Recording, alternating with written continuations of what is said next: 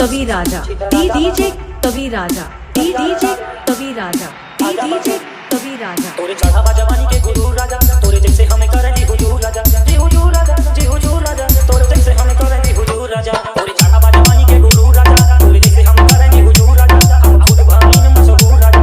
रूई के जैसे धुना जा बतू, जैसे पानी में कथा धारा जा बतू, चहिया रडारे पे आ जा बतू, मार दे गोली चिता राजा बतू, चहिया रडारे पे आ जा बतू, मार दे गोली चिता राजा बतू।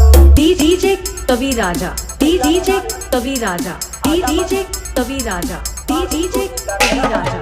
बेलो गंभीरपुर बेलो गंभीरपुर बेलो गंभीरपुर बेलो गंभीरपुर। पैर पाल रखे पटिन पई खानदान से, रिंग रिंग फोन बाजे सीधा शमशान से, मार दे जान से परिचय परधान से, रहना सहना बा जंगली इलाके, मार दी गोली गाड़ी बगली लगा के। रूई के जैसे धुना जा बतू, जैसे पानी में कथा धारा जा बतू, चहिया रडारे पे आ जा बतू, मार दे गोली चिता राजा बतू, चहिया रडारे पे आ जा बतू, मार दे गोली चिता राजा बतू, चहिया रडारे पे आ जा बतू, मार दे गोली चिता राजा बतू।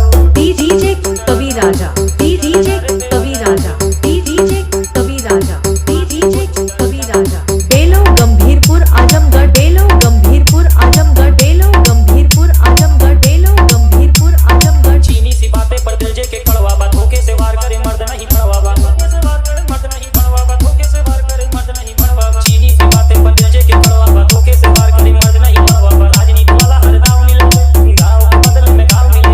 रूई के जैसे धुना जा बतू, जैसे पानी में कथा धारा जा बतू, चहिया रडारे पे आ जा बतू, मार दे गोली चिता राजा बतू, चहिया रडारे पे आ जा बतू, मार दे गोली चिता राजा बतू। डीजे कवि राजा डीजे कवि राजा।